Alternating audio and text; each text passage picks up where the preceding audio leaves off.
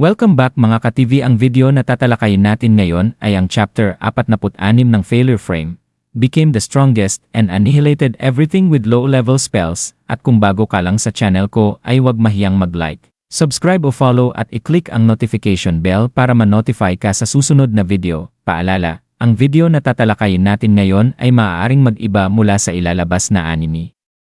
Hindi ko inaangkin ang mga drawing o anumang materyales na ipapakita. Ang layunin ko ay magpakita ng suporta at magbigay ng impormasyon tungkol dito. Ang lahat ng kredito ay nananatili sa mga orihinal na may-ari. Maraming salamat, hinarap ni Erika Anarviel si Toka Mimori.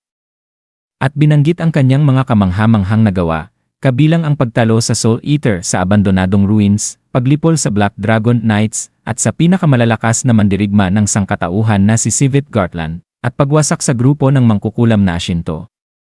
Sa kabila ng mga tagumpay na ito, pinagdudahan ni Erika kung paano nakaligtas si Mimori gamit lamang ang kanyang mga abnormal state na kakayahan na tinukoy niyang hindi mapagkakatiwalaan, walang bisa, at madalas mabigo. Sa kaisipan ni Mimori, inamin niya na ang mga kakayahang ito ay matagal nang itinuring na walang silbi, kaya't siya'y pinabayaan at itinapon ni Visis, ang diyosa, sa abandonadong ruins. Ipinapakita ng pagtatanong ni Erika ang kanyang matinding interes at nagbabadya ng mas malalim niyang pagkaalam sa mga Diyos at kapangyarihang gumagalaw sa kanilang mundo. Inamin ni Mimori na nais niyang maghiganti laban kay Visis, ang Diyosang nagpabaya sa kanya. Gayunpaman, kinikilala niya ang hamon, ipinaliwanag na si Visis ay may makapangyarihang kakayahang tinatawag na Dispel Bubble na nagiging malaking hadlang sa kanyang plano. Naiintindihan ni Erika ang kalagayan ni Mimori, at ibinabahagi na si Visis ay hindi lamang malakas na individual kundi may pagkamalupit at baliw, dahil mayroon siyang kakayahang kontrolin ang mga nilalang tulad ng Soul Eater sa pamamagitan ng brainwashing. Dagdag pa rito, isiniwalat ni Erika na ang mga human-faced monsters ay malamang na mutated golden-eyed demons na kumain ng tao.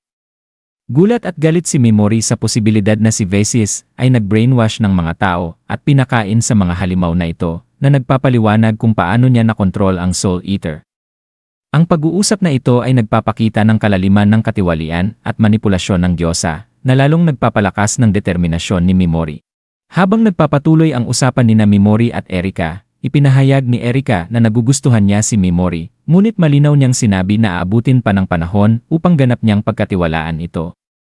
Binigyan din ni Erika si Mimori ng oras upang makapagpahinga at maghilom ng kanyang mga sugat, at marahang binanggit na maaaring hindi na malaya ni Visis na itinapon niya ang isa sa pinakamapanganib niyang kalaban.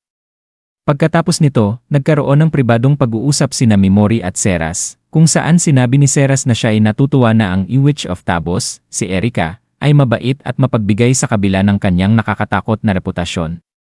Isiniwalat ni Seras na si Erika ay nabuhay ng palipat-lipat ng tirahan bago siya tumira sa kasalukuyang lugar. Ikinatuwa rin ni Mimori na pinahintulutan silang manatili kasama sina Eve at Les. Nagkaroon ng mas personal na sandali sa pagitan ni Seras at Mimori habang pinag-uusapan nila ang pag-aayos ng kwarto. Dahil nag-iisa lang ang kama, sinabi ni Seras na ayos lang sa kanya ang makasama si Mimori sa isang kwarto, dahil siya ay tapat sa kanya at ang kanyang lugar ay palaging nasa tabi ng kanyang hari. Ang palitang ito ay nagpapatibay sa kanilang relasyon, lalo na nang ipahayag ni Seras na buong-buo na niyang iniukol ang sarili kay Mimori.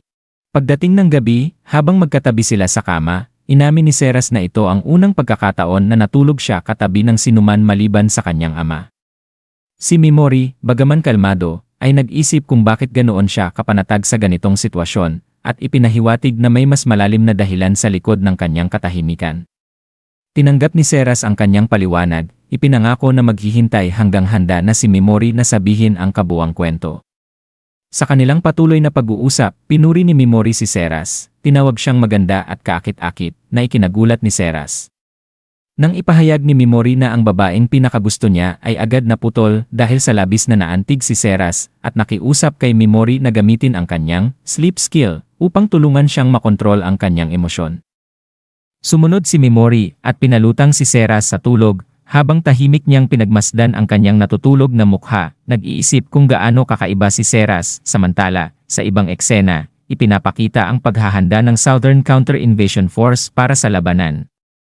Si Sogo ay nakakaramdam ng matinding pressure sa laki ng puwersang nakahanda para sa digmaan. Ang puwersa ng tao ay nahati sa tatlong pangkat. Ang grupo ni Ikusaba at ang hukbo ng Holy Saint ay itinalaga sa kanlurang paglusob. Ang mga kapatid na Takao, Sinyantan, at ang Alyon Cavalry ay namamahala sa silangang bahagi, kasama ang White Wolf Knights ng Magnar. Ang Southern Counter-Invasion Force ni Sogo ay binubuo ng kanyang grupo. Ang grupo ni Kirihara, grupo ni Yasu, si Bane Wolf ang Dragon Slayer, at ang Four Revered Saints. Bigat na bigat si Sogo sa sitwasyon, lalo na sa mga kamakailan niyang mga pakikibaka at kawalan ng tiwala sa sarili. Si Suo, isa sa mga kasamahan ni Sogo, ay nag-aalala para sa kanya, binanggit na sobrang sigasig ni Sogo kamakailan dahil sa kanyang hangaring protektahan ang kanyang mga kaklase. Pinapalakas ni Sogo ang loob ni Suo, ipinapangako na poprotektahan niya ang lahat ng kanyang mga kaklase. Ngunit biglang dumating si Vesis, malamig na binatikos si Sogo, na parang minamaliit ang kanyang kakayahan at ipinapaalala na ang kanyang tagumpay o kabiguan ay hindi lamang personal na laban, kundi isang usapin ng pambansang dangal para sa Alyon. Humingi ng paumanhin si Sogo, ngunit malinaw ang tensyon sa pagitan nila ni Vesis. Sumingit si Bane Wolf upang ipagtanggol si Sogo, binibigyang diin na lumalakas ang grupo ni Sogo. At kahit na siya ang pinakamalakas na Dragon Slayer, kinikilala niyang si Sogo ay isa pa ring puwersang dapat isaalang-alang. Gayunpaman, nananatiling may pagdududa si Vesis, pahiwatig na may ibang motibo si Ban sa pagpuri kay Sogo, at pinagdudahan niya kung may inaasahan si Ban kapalit ng kanyang kabaitan, na nag-iwan kay Sogo na lubhang pagkagulat.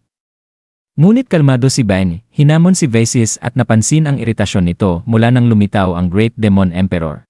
Habang umaalis si Vesis, pinaalalahanan ni Ban si Sogo na matutong umasa rin sa iba at huwag dalhin lahat ng problema mag-isa. Nagbiro pa siya tungkol sa pagiging mahigpit ni Sogo, naalala ang kanyang palayaw noong junior high school na Oni Sogo.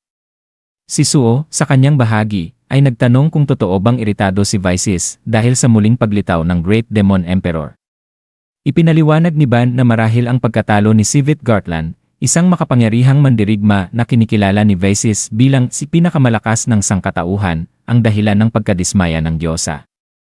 Ngayon napatay na si Sivit, nabago ang mga plano ni Vesis, lalo na dahil umaasa siya sa lakas nito upang kontrolin ang mga bayani. Nagbigay ng haka-haka si Ban na maaaring binalak ni Vesis na bawasan ang mga bayani matapos ang pagkatalo ng Great Demon Emperor, ngunit dahil sa pagkamatay ni Sivit, mas nagiging maselan ang sitwasyon. Ngayon ay kinakaharap ni Vesis ang maraming banta, kabilang ang mga hindi pa kilalang lakas ng Great Demon Emperor, ang pagkawasak ng Black Dragon Knights, at ang patuloy na pagkakaroon ng Ashinto, na nagpapahirap sa kanyang pagpapanatili ng kontrol. Sa huling bahagi ng eksena, lumapit si Kirihara kay Vesis. Ipinagmamalaki ni Kirihara ang kanyang level 279 na status, at hinihiling kay Vesis na bigyan siya ng angkop na entablado upang patunayan ang kanyang kahalagahan bilang tunay na hari. Nasa kanyang pananalita ang labis na kayabangan, inaangkin na siya'y higit na mas malakas kaysa sa ibang mga S-class heroes, lalo na kina Hijiri na 50 level na mas mababa sa kanya. Kinilala ni Vesis ang ambisyon ni Kirihara, bagaman tila mas interesado siyang gamitin siya sa kanyang mga estratehiya. Biglang naputol ang kanilang pag-uusap ng isang agarang ulat, mabilis na dumami ang bilang ng mga halimaw sa hukbo ng silangang paglusob. Ipinahayag ng Agito ang leader ng Four Revered Saints na maaaring gumamit ng malaking teleportation ang kalaban. Ngunit nilinaw ng mensahero na walang ganitong mahika ang nadetect. Sa pagsusuri ni Vesis, napagtanto niya na ang mga halimaw ay nililikha sa mismong lugar, na nagbigay sa kanya ng konklusyon na talagang dumating at nagpakita na ang Great Demon Emperor, naghahanda para sa mas matinding laban. At diyan nagtatapos ang chapter 46 ng Failure Frame. Muli kung bago ka lang sa channel ko ay huwag kalimutan mag-like, subscribe o follow para masali ka sa notification squad. Maraming salamat.